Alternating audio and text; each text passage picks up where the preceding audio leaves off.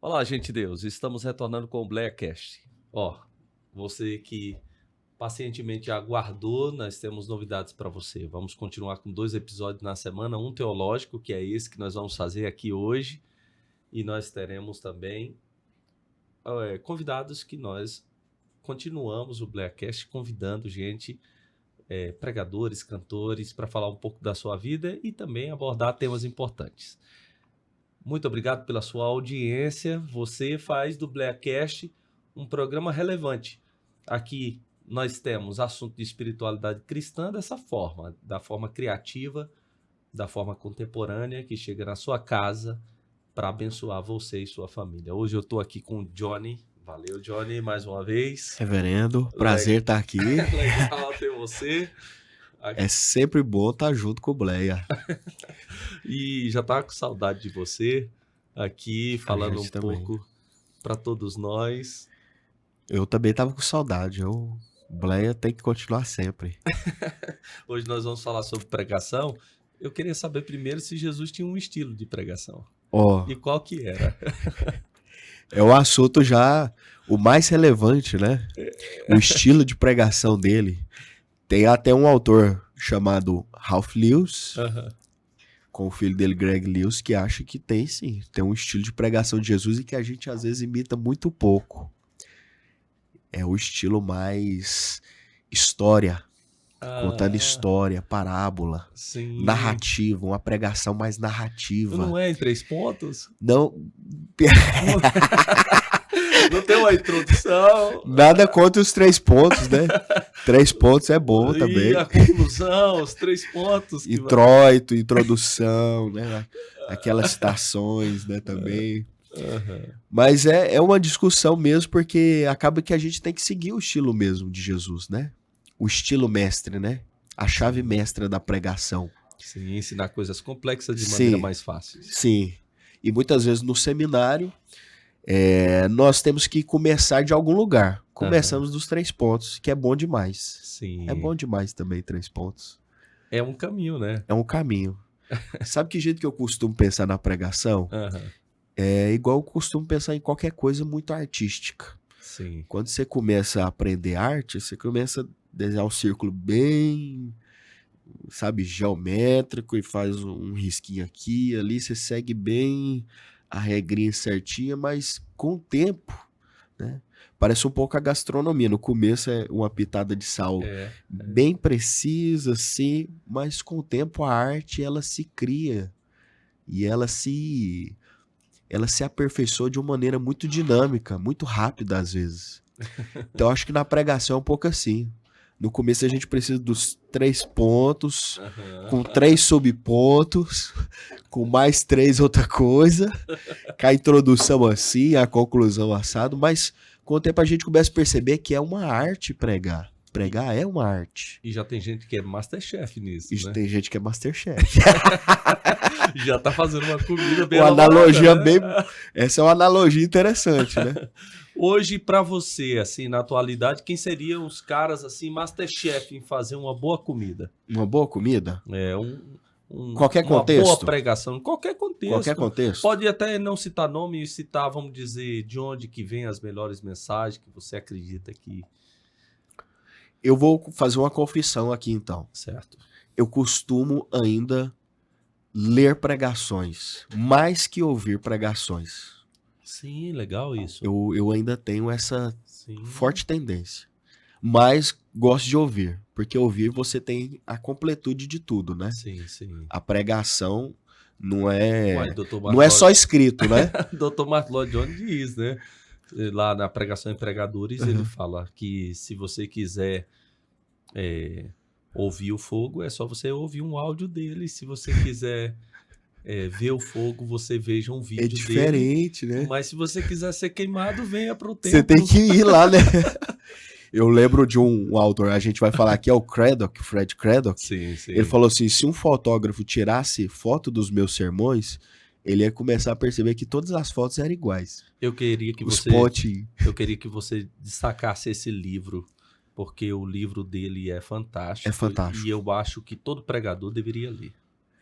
O Fred Craddock foi um revolucionário da pregação.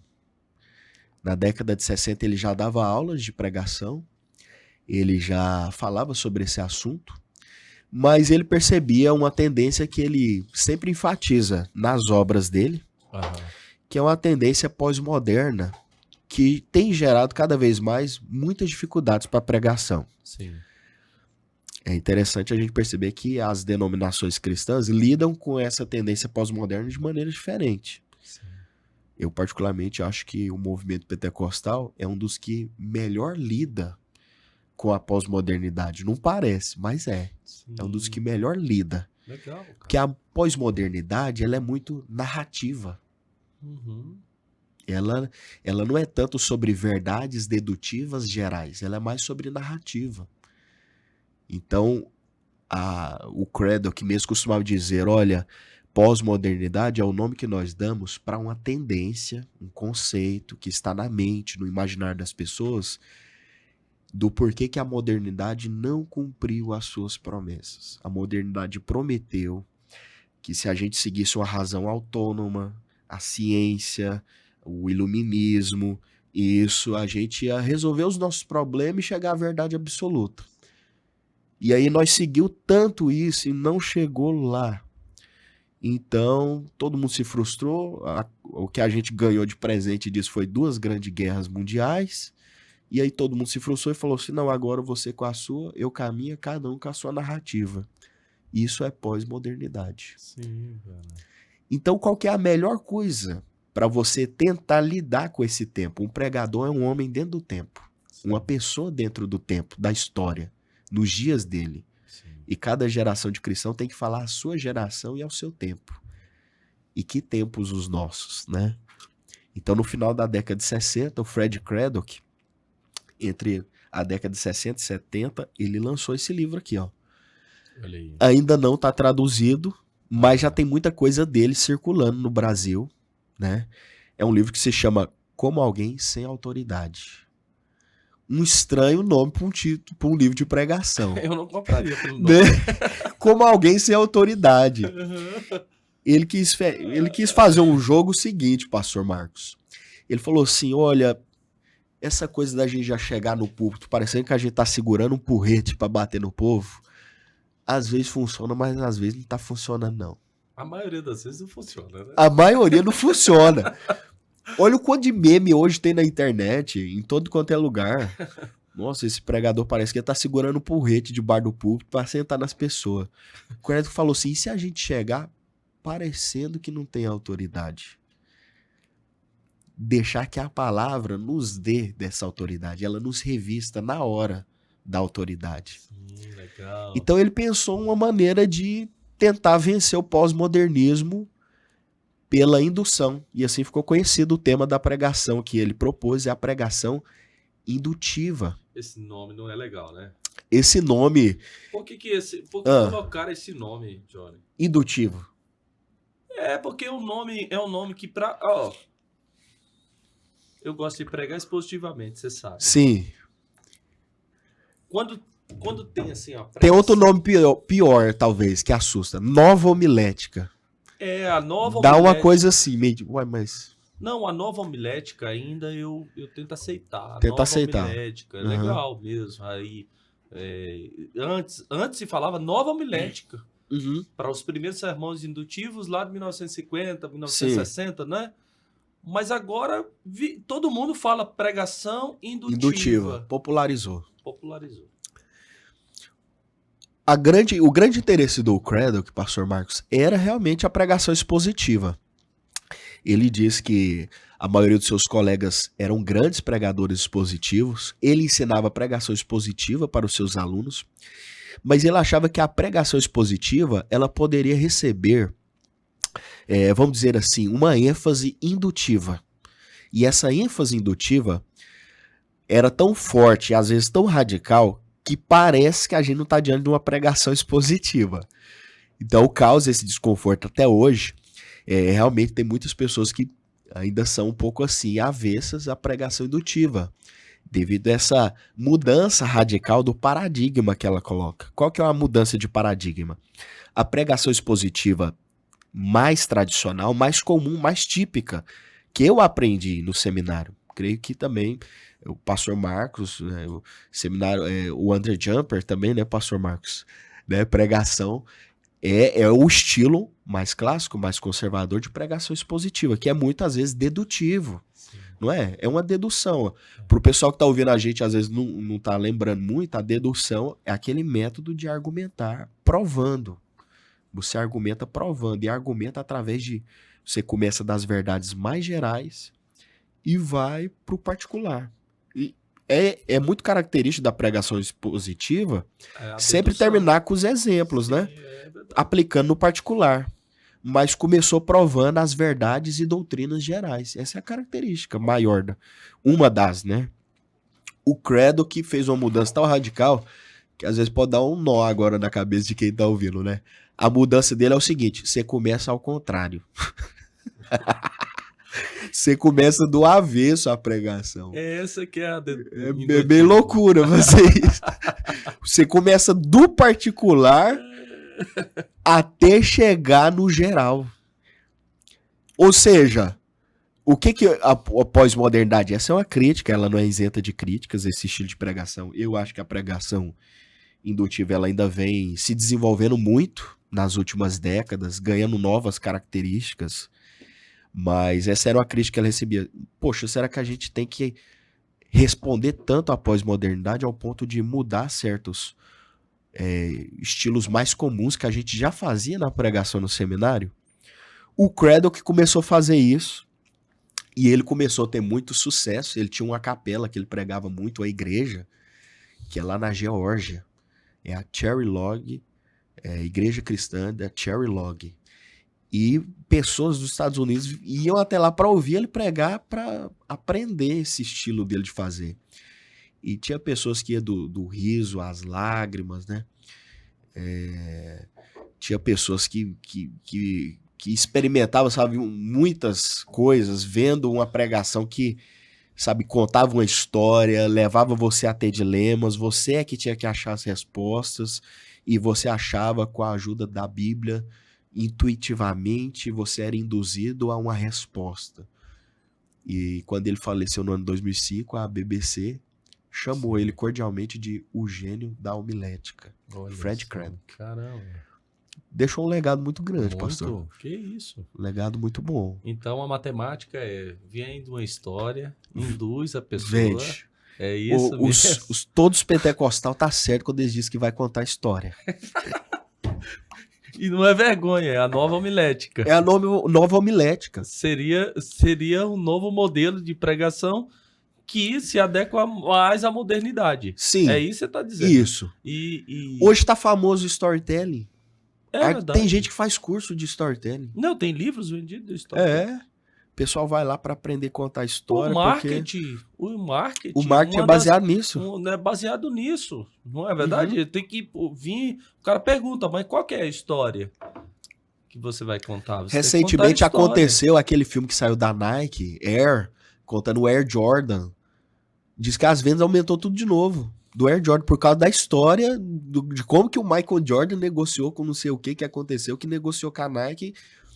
Aí as vendas voltou tudo de novo, por causa da história contada. Eu me recordo quando você foi lá no São Francisco, eu ainda era pastor lá no São Francisco, você contou a história de um índio que foi pra cidade. Eu gosto dessa história. Então, aí, a partir disso, eu queria que você contasse a história, claro. Sim. Que a história é muito fantástica. Eu aprendi essa história do Francis Schaeffer. O senhor gosta do Francis Schaeffer? Gosto muito. O filósofo cristão de primeira, né? E é de um livro de pregação dele, chamado Não Há Gente Sem Importância. Tem várias pregações. Falei que eu gosto de ler pregação, né? Verdade. Aí tem uma pregação que ele conta a história de um índio, que no contexto ali do Antigo Oeste, né? Ele começa a visitar, ele é convidado, eu não sei a influência desse índio, mas ele é convidado a visitar uma das cidades lá para conhecer, né? aprender, os nativos eram convidados, ele foi lá, e aí perguntaram para ele, qual que o que você achou assim, de mais interessante, né? Essa cidade que o Schaeffer se refere é a Nova York. E o que você achou de mais interessante? O que você tá vendo aqui? A gente tá construindo isso tudo. O que você achou de mais interessante? Ele falou, torneira, né? Eu não sei como é que é torneira em inglês, mas foi o que ele falou. E aí falou assim, mas torneira? Por que torneira? Tem tanta coisa nós estamos fazendo. Torneira? O que tem torneira? Ele, água toda hora. Uou! Água toda hora. Torneira é a melhor coisa que vocês fizeram. Então, na mente dele, era uma coisa meio mágica, né? Você abre ali e tem água. Não precisa andar quilômetros para pegar água. O Schaeffer justamente conta essa história. Olha aí como que é forte o poder da indução e das histórias. Certo. Ele conta essa história dentro de uma pregação onde Jesus nos convida a beber água viva. Sim. Quem tem sede, vem a mim. Aí ele conta essa história dentro dessa pregação. Mas o segredo da pregação indutiva é sempre, vamos dizer, como a expositiva também conta as histórias. Sim. Nós contamos as Sim. histórias. Mas nós contamos uma história para ilustração, ao final daquilo. Primeiro um pregador expositivo, vamos dizer, explicaria o texto, lê o texto, explica o texto, para depois aplicar esse texto com algumas ilustrações. Né? É normal, e eu acho que quem é habilidoso em pregação expositiva tem que continuar assim mesmo. Uhum. Um pregador indutivo, ele não tem esse caminho. As histórias não são ganchos igual na expositiva. A expositiva usa muitas histórias como ganchos para fortalecer os argumentos. E ao final, que é algo bom. Ao final, vamos dizer, eu estou fortalecendo aquilo o meu argumento, que eu estou provando. A tese que eu estou provando, Sim. aquilo que eu estou provando... Fortalece com a ilustração. Fortalece com a ilustração. Na indutiva, não. A indutiva, as histórias, elas dão a impressão inicial de que estão um pouco soltas, até o público começar a perceber que elas estão se encaixando. O argumento definitivo só aparece no final. No final. E é por isso que a pessoa vai para a ponta da cadeira assim e fica... E fica assim.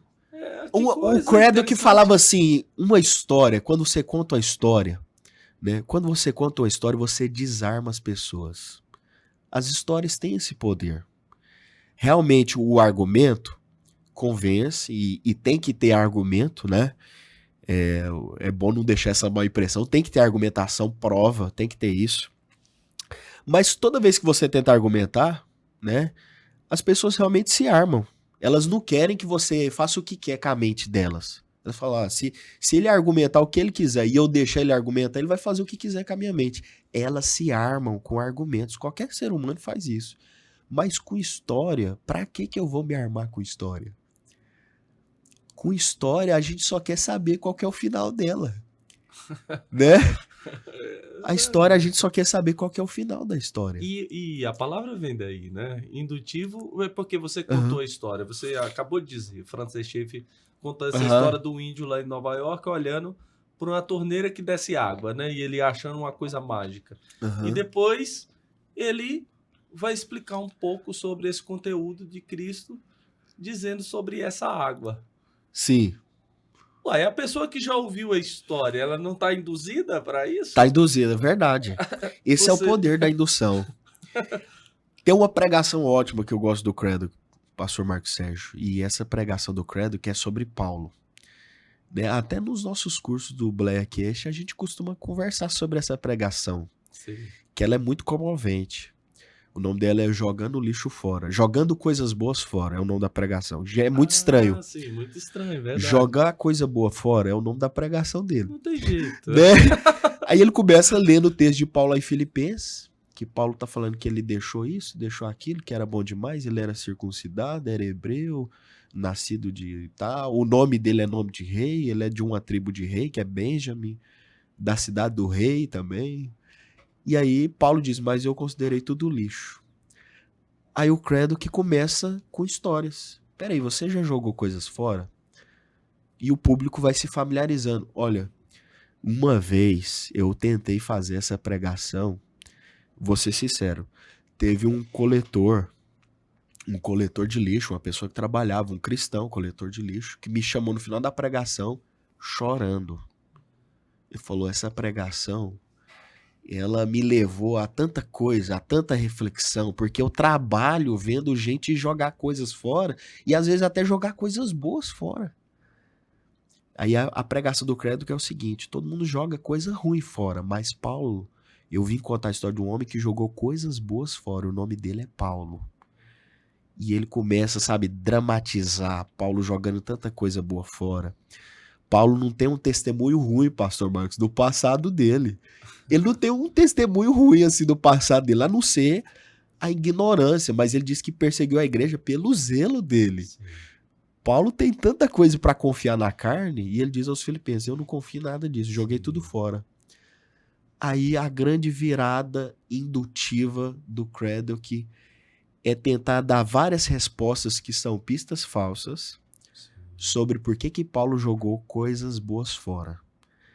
E depois de tantas pistas falsas, ele fala assim, já sei, eu acho que tem uma resposta. A indução é um convite à exploração. Sempre que um pregador começa a fazer uma pregação indutiva, ele convida o público a um tipo de exploração indutiva. Uhum. E aí ele fala assim, eu acho que eu sei qual que é a resposta, só que ela está no capítulo anterior. Paulo conta a história de um homem que jogou coisas boas fora por causa dele. E esse homem era Jesus Cristo. Ou seja, esse é o grande drama da pregação do credo aqui, por exemplo, dessa pregação. Sim. Paulo, o que faz um homem que é fariseu, que é isso, que é aquilo, que tem tanta coisa, jogar isso tudo para trás? Porque o cristianismo é pop? Não. Essa é uma pista falsa que ele dá. Não é porque o cristianismo é pop. É porque ser cristão é um movimento de subir, ganhar dinheiro, lucrar? Não tem nada a ver com isso. É porque... O porquê que ele não deixou também... ele ficou na sinagoga e ficou na igreja, né? Já que todo mundo hoje é uma coisa e outra. Não podia. Por quê? Porque a história de Jesus é o que comoveu Paulo. Essa é uma pregação do credo. A história de Jesus é o que mudou Paulo. Sim. Então, no final, o ouvinte é induzido a pensar o quê? Nossa, não é possível. Realmente é isso. Essa é a boa resposta. O ouvinte pensa isso. Essa é a boa resposta. Paulo jogou coisas boas fora porque eu também jogaria. Sim. Porque Cristo deixou tudo para me resgatar. Então eu também jogaria. Só que isso é feito sutilmente. Né? Induzindo. Contando história, induzindo, procurando pista falsa, explorando. Aí você revira uma pedra, não tem nada debaixo dessa pedra. Não, fecha, essa alternativa tá fora. E o ouvinte vai indo com você. Ele vai confiando na sua exploração. Não, vamos com ele. É por isso que se fala muito que a pregação indutiva mexe muito com o imaginário. Mexe. Mas tem uma lógica também nisso. Ela é imaginativa. Ela é imaginativa, mas tem uma lógica nisso também. Não é o cara sair vagando. Sim. Ele tem que tomar um certo cuidado para ele não falar coisas. Tem até o perigo de vagar demais. Tem história que a gente conta que elas causam o efeito reverso na pregação. Eu já tive experiências minhas de eu contar uma história, às vezes, tão assim, impactante, que eu tava lá na frente pregando outra coisa, o pessoal ainda tava lá na história falando, nossa, não é possível que isso aconteceu. Pregadores correm esse risco. Uhum. Todo pregador corre. Tem gente que cita casos, às vezes, muito extraordinários, questões muito extravagantes, particularidades muito chamativas, cores, questões vívidas. Isso é perigoso para todo tipo de pregação. Uhum. Então a pessoa que, por exemplo, pensa assim, poxa, eu vou pregar indutivamente a partir de hoje, vou pregar. Sim. Vou começar na pregação indutiva. É só eu contar um monte de história, sabe assim, coisa que só causa dilema, intriga e tal coisa. Às vezes você vai ter um efeito reverso na hora que você estiver pregando. Esse livro aí, Pregação Indutiva, do Ralph e do Greg Lewis, esse livro é muito bom. Maravilhoso. Esse livro é muito bom, pastor. É verdade. Ele, no contexto brasileiro, está sendo a principal referência de pregação indutiva. É mesmo. Ele conta a história de um aluno que começou na pregação indutiva, e aí esse aluno, no primeiro sermão dele indutivo, ele falou assim, No sábado passado, à meia-noite, eu estava na porta da minha casa e uma mulher bateu na porta da minha casa gritando. Ele diz, aquele jovem chamou muita atenção. Mas até o final o pessoal tava pensando, nossa, se batesse na porta da minha casa eu ia ficar com medo. Então tem um perigo também de contar a história. Claro. Contar a história chama muita atenção também. Não é comum. Não é Mesmo comum. nos... Eu tô dizendo isso porque eu tenho certeza que uma turma que tá ouvindo aqui o podcast já ouviu falar sobre pregação temática, que na Assembleia de Deus, entre nós, a pregação temática é muito forte. É muito querida. É muito querida. As pessoas gostam de uma pregação temática. Verdade. Principalmente nas festividades. Você vê que a maioria do pessoal que pregam nas festividades utiliza a pregação temática. E isso não quer dizer, eu também discordo do cara que fala, porque a pregação temática é fácil. Não é fácil também. Eu acho muito difícil também. É difícil. Ele tem a habilidade. A temática bem feita é muito difícil. Isso, a temática bem feita é muito difícil. Mas a gente vê que, assim, eu utilizo a temática quando é em dias, tipo a Páscoa agora vai ter no dia 30, no domingo, então nós utilizamos. Essa é uma coisa boa da temática. A temática pode alcançar temas muito rápido. Isso. Às vezes na semana tá acontecendo alguma coisa que a sua congregação tá pensando. E aí, se você tiver numa linha contínua de exposições, não vai dar tempo de você falar daquele assunto que tá borbulhando na cabeça de todo mundo, tá todo mundo querendo a resposta, e a pregação temática já chega na frente. Verdade. Né? Aí temos a pregação expositiva, que, assim, para alguns até virou modinha dizer que a pregação expositiva... Às vezes não sabe realmente o que é. O que seria uma pregação expositiva. E a pregação indutiva não se fala muito sobre ela. Nós não vemos, assim... É pouco falado. Muito pouco falado. Eu acho que esse episódio aqui de pregação indutiva pode ser um dos únicos no Brasil sobre esse assunto. Por isso que eu trouxe esse pouco... episódio. Eu pouco recebi aqui na igreja, eu disse para você, eu recebi aqui na igreja na quarta-feira passada, nós recebemos aqui um pastor africano. E ele pregou, ao meu juízo, ele pregou pregação indutiva. Indutiva. Pregação e foi bom. Maravilhoso. As pessoas ficam envolvidas, explorando. Elas é um senso de exploração. E aí vem, eu até comentei com você que os pastores afro-americanos, eles utilizam muito a pregação indutiva. E são considerados um dos melhores pregadores do mundo. Tem um termo em inglês que chama black preaching. Black preaching, que é a pregação das igrejas pentecostais dos guetos afro-americanos, que sabiam fazer essa retórica muito bem, vibrante. A gente vê às vezes nos filmes... Aquele pastor dizendo, eu ouvi um amém, aí todo mundo amém. Eu ouvi um aleluia, aleluia. É cativante demais, pastor. É muito bom. Você não acha que a pregação indutiva tem tudo a ver com o pentecostalismo? Eu acho. Eu sinto isso. É um estilo de pregação. Tá certo. Eu acabei de falar que a pregação temática em nosso meio é muito forte. É muito forte. E temos também bons pregadores expositivos também. Sim. Entre os assembleanos. Mas eu vejo que naturalmente aí vem aquele cara que não participou, que não ele não teve a oportunidade de ir para a academia e aprender a técnica de pregação temática, indutiva, expositiva, mas ele naturalmente ele vai pregar e quando a gente dá uma olhada nele, ele está pregando tipo indutivamente. Indutivamente. Eu acho que a gente preparou muito o terreno para a indução. Nós sempre gostamos de pregação temática e o movimento pentecostal é um dos movimentos que mais tem crescido teologicamente no mundo. A nossa tradição tem crescido muito. No Brasil também. Hoje nós temos pessoas que são mestres em pregações expositivas como qualquer outro mestre de pregação expositiva. Tem ficado cada vez mais querido. Eu tenho amigos que gostam de pregar e eles são pentecostais e gostam de pregar só expositivamente. Eles estão vendo na pregação indutiva um meio termo que mostra um anseio da tradição pentecostal, do movimento pentecostal de ser mais dinâmico.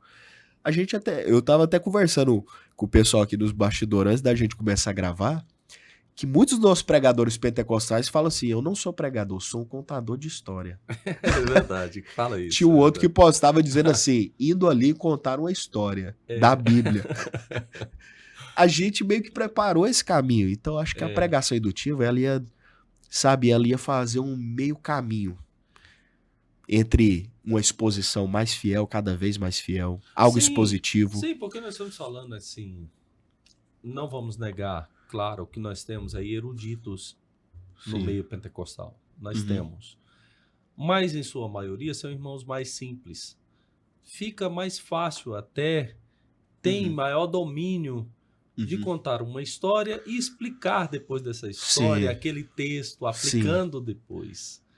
Isso fica até mais fácil para ele. Verdade. Parece que esse domínio dele é natural. É algo que ele praticamente assim já vai intuitivamente aprender aquilo. O cara que ele está acostumado, vamos dizer, uma pregação mais filosófica. Tese, argumentação, tese. Ele vai ter mais dificuldade. Ele é tão cartesiano que ele não consegue nem contar a história. Já o irmão mais simples, ele não tem esse domínio filosófico assim, ele não é cartesiano e ele consegue... Tem aquela história ele consegue ainda fazer do sermão dele ainda uma grande apresentação. Sim. Né? Tem aquela história daquele rapaz que foi tentar pregar aquele sermão do Jonathan Edwards, pecadores nas mãos de Deus virado. Aquele sermão é extremamente argumentativo, tese, prova de tese. É verdade. É extremamente assim. É um sermão muito bom, mas ele é isso também. Sim. E ele falou assim, não, eu vou pregar. Vou pregar porque nós amamos esse tipo de pregação lá na minha igreja e tal. E ele foi pregar e disse que o pessoal caiu. Caiu no sono. Disse que não teve na época do Edward, todo mundo caiu em choro, caiu em pranto, mas no dia dele ele foi pregar lá, o povo caiu no sono. Então, realmente, a pessoa que tem uma facilidade mais argumentativa, mais filosófica, e não tem muito interesse de desenvolver um storytelling, uma história, pastor, ele vai ter uma dificuldade. Vai ter. Realmente, essa colocação sua é muito boa, porque realmente no meio pentecostal a gente vai ter mais facilidade nisso. Sim. Nós gostamos de histórias do que aconteceu com o irmão. Os testemunhos os testemunhos são a poesia do culto pentecostal. Sim. Aconteceu com fulano, aconteceu com ciclano, aconteceu comigo. Ô Johnny, e o cara muito filosófico, assim, eu não tô falando que os nossos irmãos que pregam muito bem, muito alinhadinho o sermão. Bem alinhado. Os pontos, subpontos. Os pontos, isso numa lógica brutal. Às vezes você dá conta até de escrever as transições deles pregar, de tão claro que é as transições. Verdade, é mesmo. Quando você vira a esquina, muitas vezes você esquece. Mas com as histórias, parece que fica na memória muito tempo. Nossa, o Johnny falou sobre aquilo é incrível. É incrível, histórias têm um poder. Tinha tô tentando lembrar um pregador aqui. Não. Nós vamos conversando, eu vou lembrar aqui. O Craddock, ele ficou famoso tão contando histórias que eu não trouxe, mas tem um livro dele que se chama As Histórias do Craddock. O pessoal começou a escrever as histórias que ele contava. Falou, onde você arruma tanta história? Aí ele falou uma coisa que é um segredo pro pregador, pra pregadora, pastor Marcos. Pregador, pregadora, você tem que observar. Você tem que ver o que está acontecendo. Muitos pregadores não têm história porque eles não estão observando o mundo. Sim. Eles não estão observando o que o filho está fazendo no banco de trás do carro. Não estão observando o que a mulher perto do sinaleiro está perguntando para ele. Eles não estão observando. Eles falam, poxa, eu não tenho história de nada. Você não está observando. O pregador tem que ser alguém atento, observador. Porque ele vai ter muita história para contar. Sim. E essas histórias vão enriquecer. O pessoal fez um livro das histórias dele. Ele descia do prédio, via o pessoal conversando na fila do cachorro-quente, aquilo virava uma história tão bonita, de um assunto, uma coisa. Ele, vamos dizer, ele fazia o sermão e daqui a pouco ele já ia pensando nas histórias. Já ia pensando. Ele viu a história, já escrevia no diarinho dele, já. Se você fosse dar uma aula aqui para um Ah. aluno que está ouvindo, fala, eu gostei muito disso daí, acho que me identifico com esse estilo, com esse método de pregação. Sim. O que você diria, assim, do que não pode faltar numa pregação indutiva? O que não pode faltar? A pregação indutiva, ela é principalmente sobre movimento. Movimento. O credo que dizia, nós estamos muito concentrados em estruturas. Mas a pregação não é só uma estrutura. Ela está fazendo uma pregação, é a sua voz. E a voz é uma vibração no ar e isso é movimento. Então as pessoas têm que participar. Então qual que é o movimento que uma mensagem indutiva tem que fazer? Eu trouxe um outro livro aqui, só para explicar essa questão do movimento. Ó. Isso aqui era de um amigo do Fred Craddock, o Eugene Lowry. Sim. Esse livro vendeu demais. Não sei porque ainda não foi traduzido esse livro, mas o nome dele seria A Trama Homilética. Ele acha que a pregação é igual um filme, tem uma trama, um drama. Qual que é o drama da sua pregação? Você que está me ouvindo, qual que é o drama da sua pregação, né? E aí, se você observar essa capa, tem um movimento aqui, ó, Sim. que parece o peixinho do evangelho. Ele tá um pouco de cabeça para baixo, olha aí. E aí o Lowry dizia, a pregação que induz, que provoca, que comove, ela faz um movimento bem específico. Aham. Ela faz um movimento de crise e um movimento de regozijo. Sim, olha. Porque o evangelho leva a isso. Sim. Como é que eram as histórias de Jesus? Eram histórias de crise que levavam ao regozijo. É a história do filho pródigo. Ó, tinha um filho, Jesus está pregando, ó, tinha um filho que pediu tudo pro pai antes do pai morrer. Olha o que esse filho fez com o pai. E todo mundo se comove. Quem é pai ali, nossa, não é possível. Meu filho não pode fazer isso comigo. Todo mundo se dramatiza. Ó, mas teve um filho que fez isso com o pai dele. Mas ele gastou tudo que tinha, ele foi lá. E vai descendo. O Lowry diz que esse é um movimento de discrepância. O senhor já andou de uma montanha-russa? Já, pastor Marcos? Já. O Lowry diz que a pregação tem que ser igual a montanha-russa, o movimento que ela faz. Sim. Então tem que ter essa discrepância profunda. Nossa, quando o jovem vai comer a bolota dos porcos, Jesus diz, não, peraí, as bolotas não precisa mais. A discrepância, o drama, a crise já foi muito profunda. Agora é hora de voltar ao evangelho. Aí ele pensou e falou assim, não, eu vou voltar, nem que eu vire escravo. Sim. O Lowry diz que quando o pregador faz isso, é o começo das pistas e o começo das respostas. A história ainda não acabou. Aquele jovem está pensando em ser escravo do pai dele, Sim. como os escravos. Só que o evangelho não é ser como isso que ele está imaginando. Quando ele chega até lá, esse é o regozijo final. A experiência do evangelho que o Lowry chama. Quando ele chega lá, o pai abraça ele, veste ele da melhor roupa, do melhor calçado, coloca um anel, fala, não, hoje é dia de festa aqui, é dia de picanha e baby beef aqui nessa casa. E aí tem um regozijo, por quê? Porque essa é a grande promessa do evangelho. Uhum. Então, uma pregação, você que está pensando, a pessoa que está pensando, eu quero pregar mais indutivamente, eu quero mais provocar, né, essa experiência nas pessoas de exploração, de conhecer a palavra de Deus. Eu tô falando de experiência aqui, pastor Marcos, é porque eu não vejo nada de negativo exatamente com a Sim. palavra experiência. Sim, sim. Eu gosto de ler teologia sistemática, eu priorizo a razão, Claro. o raciocínio teológico, eu sou desse mesmo jeito, igual você. Você também mas- é teologia, sim, teologia. E eu acho assim, ó. Não tem nada de errado com a Não. experiência em si. Não, e o cara abusar da lógica, sem a criatividade, sem esse movimento, o sermão chega a ficar enfadonho. Chega. Eu não tô aqui fazendo essa crítica ferrenha a quem tem muita lógica, Sim. que eu tenho amigos que... Eu tenho livro de lógicas que eu estudo lógica, eu estudo até lógica simbólica. Só que se na nossa pregação você não aplica nada, como é que fica? E eu Esse já- era o meu erro no começo da pregação. Sim. Eu tinha uma pregação muito biográfica, bem tese, prova de tese, argumento, a geografia e tal. Aí terminava a pregação, o meu pai, que era pastor, pregador, pastor Johnny Silva, fala assim, meu filho, foi uma pregação muito inteligente. Mas nós não sabemos o que faz com ela.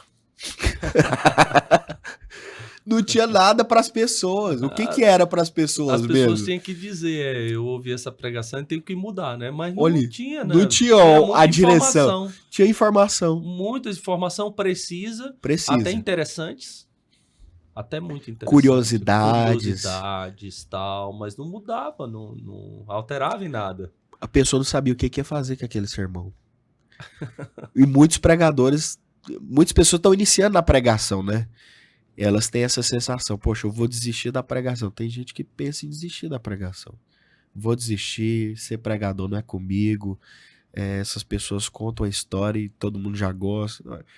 Então vamos tentar repensar às vezes. Às vezes a gente tá numa direção que não é a melhor direção.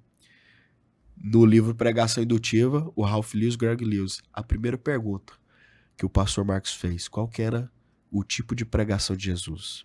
Sim. O Ralph Lewis e Greg Lewis diz, a gente fala tanto que Jesus é o mestre, fala tanto que ele era melhor nisso, ele era o maior disso, era o superior daquilo, que ele nos ensinou tudo e tanto, mas a gente imita tão pouco da pregação que ele fazia. A gente não, as nossas pregações nem parecem com o estilo que ele fazia uma pregação. E eu falei proposital porque eu sei que boa parte das pregações de Jesus não tinha assim, era contando as histórias mesmo, né? As pessoas, as parábolas, claro, mas Jesus utilizava não só as parábolas, mas coisas do cotidiano. Sim. Que tinha tudo a ver com o dia a dia. Com o dia a dia. De quem estava ouvindo aquilo, tinha uma assimilação muito grande do que era um sal, do que era uma luz do mundo. Aquilo, quando o contexto que ele utilizava era... E tinha esse movimento aí, ó. Completamente. Olha o quanto que isso é interessante. A pregação de Jesus não durava 10 minutos. Nem 2 minutos, que é o tempo que a gente demora para ler uma parábola. Você demora 1 minuto para ler uma parábola na Bíblia. É mesmo. Ou seja, aquela parábola é praticamente um resumo, um esboço do que foi uma pregação. Ou seja, Mateus ou Marcos, os evangelistas, Lucas, eles achou tão forte aquela... Né? João, a gente tem pregações que vão mais pro estilo argumentativo também. Não é? O evangelho de João é o evangelho do discurso do verbo de Deus, né? As pregações de Jesus. Mas veja que Mateus achou tão forte aquelas analogias, aquelas parábolas, que ele registrou elas como se fosse a pregação completa de Jesus. Sim. Tamanho poder de marcar as pessoas, de cativar as pessoas, de redirecionar elas para aqui ou para ali. E a gente às vezes pensa que as histórias, elas não tinham ganchos culturais, mas elas tinham muitos ganchos culturais. Sim. Tem uma pregação que o Craddock fala, ele está comentando aquela parábola do bom samaritano. Sim. Que é uma história que a gente lê e acha bonita a história, mas aquilo tinha um contexto teológico e ético muito profundo para o judeu. Porque o judeu terminava de ler a Torá e toda a Tanakh, o Antigo Testamento, lendo a história dos bons samaritanos, que é o final de 2 Crônicas. Os samaritanos não esmagam os judeus na guerra, e aí o profeta, acho que é Obed, fala assim, olha, vocês vão dar de comer para eles, vão atar a ferida deles, vão mostrar misericórdia para eles. Aí diz que eles começou a atar as feridas dos judeus, colocar sobre animais e enviou no caminho de Jericó. Quando Jesus vai contar a parábola do bom samaritano, o que é mesmo? É o caminho de Jericó, que alguém precisa da misericórdia, no caminho de Jericó. Sim. E aí, quem que salva ele? Outro bom samaritano que salva ele. Então, as histórias de Jesus não eram só para preencher tempo. Porque a gente fala que tem que contar a história, o pessoal pensa, a história é só para preencher tempo da pregação. Não, essas histórias tinham ganchos, né? Elas envolviam coisas maiores do que elas. E é isso que um pregador tem que buscar. Histórias que envolvam, que ensinem, que levem para tal direção, né? A gente não pode usar um monte de história aleatória numa pregação também. Isso não é exatamente o dever da pregação. Sim. Mas histórias que intuitivamente vão induzindo para uma direção. E aí, histórias que têm afinidade com o que você leu, com o texto, Uhum. porque você, depois dessa história, você vai ter que ir para as escrituras, dizer o que o texto está falando. Esse é o sentido da pregação Elas têm que indutiva, é jogar isso luz mesmo. ao texto. Ela tem que jogar luz ao texto, né? E aí, quando você vai aplicar, tá tudo certo, porque Uhum. você já passou por uma história, já explicou aquele texto que você tá aberto, e isso não deixa só interessante, como as pessoas começam a se ver na história, se Verdade. ver na explicação e se ver na aplicação. Ressonância. As pessoas aquilo começa a ressoar nelas, reverberar. Aham. As histórias têm isso. Você fala, podia ser com a minha família esse negócio. Nossa, acho que podia ser com meu filho. Começa a reverberar pra você. É bom, né? Tem muita gente pregando indutivamente, Doni? Tem muita gente. No nosso estado aqui tem muita gente pregando indutivamente. Eu acho que o nosso bispo Eudes é um grande pregador indutivo. Ah, eu também acho. Ele é bom. Muito bom. Verdade. Gosto de ouvir ele. Eu gosto de ouvir e eu penso como você. Penso que ele, não sei se ele faz isso aprendendo dos livros, Sim. ou pela experiência. Isso é outra coisa curiosa da pregação indutiva. Às vezes tem gente já praticando a pregação indutiva. Sem ler um Sem livro ficar, o que é ou não é, ou é. desse. Vai praticando. É justamente o que a gente tá conversando. A nossa vivência pentecostal tem nos levado nessa direção. Esse é o caminho preparado pra gente. Ele é um grande pregador indutivo. Tem um outro pregador que eu gosto de ouvir, ele é expositivo e indutivo. Certo. É o Emílio Garófalo. Eu sei. Ele Tá. gosta de ler o sermão dele, né? Não, ele é tão bom pra contar história. Ele tem lançado séries de história aí, verdade. sem fim. Eu comprei o box para os meus filhos. De histórias que ele conta. Um faz de conta, né? As Aham. histórias para as crianças, né? Ele tem um conselho. Eu já conversei com ele uma vez. Sabe qual o conselho que ele me deu? Aham. Lê história. Lê ficção. Esse romance. Lê. Esse box que eu comprei, vem lá, vamos dizer, 10 caderninhos pequenos para você ler à noite para os seus Aham. filhos, para dormir. É uma coisa fantástica. Uhum. Tem uma historinha, inclusive, falando que o Shih Tzu, ele tem coisas sobrenaturais.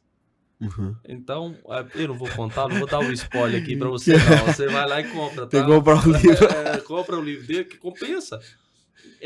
Mas ele vai contar de que, assim, teve um incêndio na casa e o Shih Tzu estava Olha aí. dentro da casa. Daqui a pouco, quando se viu, o Shih Tzu estava lá na porta. Foi um negócio sobrenatural. Então, ele vai contando essas histórias. É bom, é bom. É boa. A criança... Isso prende a criança, né? E no final tem, claro, uma lição daquilo ali. Né? Você vê que ele dá esse fechamento. É aquilo que você falou. Vai tirando as pedras e mostrando essa Sim, falsa, essa daqui, assim. É a procura de uma pista, de uma evidência de verdade. Isso é tão bom numa pregação. Então o Emílio é um cara que você... Eu considero um pregador expositivo e indutivo. Sim. Ele faz muito isso. Ele sabe equilibrar bem. Igual eu falei que eu gosto de sermões. Gosto de ler sermões, aprendo. Lendo sermões também. Leio os sermões do Spurgeon, do Schaeffer, de outros pregadores, do Lloyd Jones também. Mas também escuto. Então o Emílio tem muitos sermões dele gravados, você pode ouvir. E vários deles mostrando como é que acontece esse drama da narrativa, da indução, né? Tem uma pregação dele lá em Eclesiastes, que é vaidade de vaidades, tudo é vaidade, né? Certo. Ele já começa dramatizando de que tem uma palavra que é difícil de traduzir. Sim. Porque vaidade não existe no hebraico. É outra Sim. palavra, revel. Aí ele começa a navegar nas línguas, Sim. que tem palavras que é difícil de traduzir. Tem uma palavra em alemão chamada Drachenfeuer, que se a gente for tentar traduzir, mas é difícil de traduzir, seria comida de dragão. Quando um marido briga com a mulher, ele tem que dar uma comida de dragão. Tem que levar um presente, né? O alemão diz que aquele presente, aquele buquê, aquela caixa de bombom que o marido leva para a esposa depois da DR, da discussão de relacionamento, ele chama aquilo dessa maneira difícil de traduzir, comida de dragão. É bem estranho, né? É. Então ele vai falando de várias palavras, ele fala, ó, mas aqui no nosso texto tem uma palavra difícil de traduzir. Isso é muito indutivo fazer isso na pregação. É E ele verdade. faz isso, e tá todo mundo assim, ó, nossa, né? Ele fala daquela palavra saudade, a nossa palavra saudade, é difícil de traduzir, porque não tem o cognato exato Sim, para outros idiomas. sim, A Sociedade Bíblica do Brasil contou uma história parecida. sim. Que eles estavam traduzindo a Bíblia para uma tribo, né? Tá lá no site deles até hoje. E aí essa tribo não tinha o cognato para a palavra perdão. Não tinha. Os pessoal agora estão enrolados aqui. Ué. Como é que a gente vai traduzir o sermão do monte que Jesus mandou perdoar? Aí eles começaram a observar que... Olha eu contando história. Eles começaram a observar que quando tinha um assassinato, um crime, os familiares pegavam a mandíbula. Olha que coisa intrigante. Eles pegavam a mandíbula da vítima, os parentes, né? E penduravam ela na porta da casa. Como um símbolo dizendo, olha, algum dia a gente vai vingar o nosso parente. Se a gente encontrar, a gente vai te pegar e vamos vingar o sangue do nosso parente. Sim. Então a mandíbula ficava pendurada nas portas das casas. Aí eles falaram assim, já sei que jeito nós vai traduzir a palavra perdão. E Jesus, assentado no monte, disse, arranquem as mandíbulas da porta da casa de vocês. Então, essa virou a tradução que eles contam lá no site da Sociedade Bíblica do Brasil, né? Sim, sim. Então, tem muitas maneiras de você induzir uma pregação e o público vai ruminando, investigando, explorando junto com você. O grande desapontamento do Craddock no final da década de 60 e 70 era ele sentia que muitos pregadores tão argumentativos, tão lógicos, tão assim, tese, prova de tese, a sensação dos ouvintes é de que quando a pregação começava, o pregador estava a 16 quilômetros na frente do povo. O povo não era convidado a explorar nada. Eles tinham que ficar em silêncio ou atentos para ouvir até a tese acabar.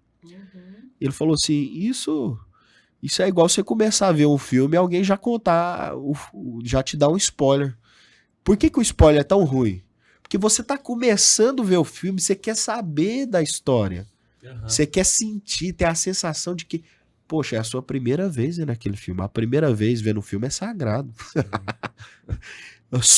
Tem gente que fala, eu lembro a primeira vez que eu vi esse filme, é sagrado. Agora, como é que você começa a ver um filme alguém do seu lado dando spoiler? Ó, no final eu vou provar isso, isso e isso, vou provar isso pra você. Tem pregadores, pastor Marcos, que eles são os verdadeiros despachantes de spoiler em cima do púlpito. Ó, eu vou começar a minha pregação e eu quero provar o ponto 1, 2 e o 3 e eu quero chegar à seguinte conclusão com vocês. A primeira, a segunda e a terceira. Vamos começar? Já estou dizendo onde eu vou chegar. É aqui. E a pregação soa como um grande spoiler para as pessoas. Então o Craddock achava, olha, se você quer causar envolvimento, interesse e exploração dos ouvintes, eles têm que investigar junto com você. Você tem que vir como alguém que parece que não tem autoridade. Às vezes que parece que nem tem as respostas. Você tem que parecer até que não tem as respostas. Mas no final eles vão ver. Poxa, ele tinha as respostas desde o começo. Eu vou dizer o nome de uma pessoa aqui que para mim ele era um pregador indutivo. Sim. Eu penso que não é da sua época, mas eu cheguei a ouvi-lo várias vezes.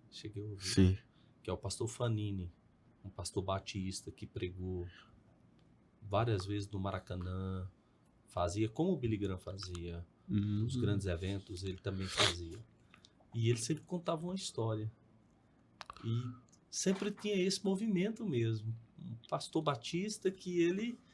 E essa era uma maneira que ele ia gerando interesse. As pessoas ficavam ouvindo o pastor Fanini. Aqui, quem está ouvindo aqui, que tem ali uns 40 anos, igual eu penso que já ouviu falar sobre o pastor Fanini, porque na década de 90 ele era um pregador muito relevante, era uma pessoa que pregava muito. Né? Indutivamente. Olha aí. Eu quero pedir para que depois você... Não, eu vou ver. Curiosidade. Vou sim. pega lá no YouTube e ouve. Pastor, eu penso que o nome dele é Amaral Fanini, mas se você colocar Pastor Fanini... Vai aparecer já. Vai aparecer. Não, vou olhar sim, ué. É bom saber dessas referências. Eu ia dizer Billy Graham, mas eu vou me reservar de dizer Billy Graham. Billy Graham é de todos nós. É dos temáticos, é do dispositivo, é do... Billy Graham levou gente demais pro céu, né? Graças a Deus. Foi uma referência, né, pastor? Uma grande referência. Johnny, valeu. Pastor Marcos, obrigado. Obrigado. Gente, olha aqui, ó. Pregação indutiva da editora Cultura Cristã. Tem um pregador que eu não cheguei a ouvir, mas tem gente que diz que ele era indutivo. Qual? Oswaldo Silva. Olha só. Diz que ele era indutivo. Pode ser. Diz que ele levava dos risos às lágrimas. Eu quero abraçar todos que estão aqui acompanhando o Blackcast de retorno. Hoje nós tivemos aqui uma aula teológica com o Johnny. Acompanhe nas redes sociais o Johnny. Acompanhe aqui também no YouTube. Se é bênção para você, eu costumo dizer é bênção para muita gente, então indique esse podcast, essa aula de pregação indutiva para um pregador, para alguém que quer conhecer mais um pouco sobre pregação indutiva. Deus abençoe você. Você continue sendo usado nas mãos do nosso Senhor. O tema aqui é de espiritualidade cristã. Sempre estamos aqui para edificar de forma criativa e contemporânea. Grande abraço a todos.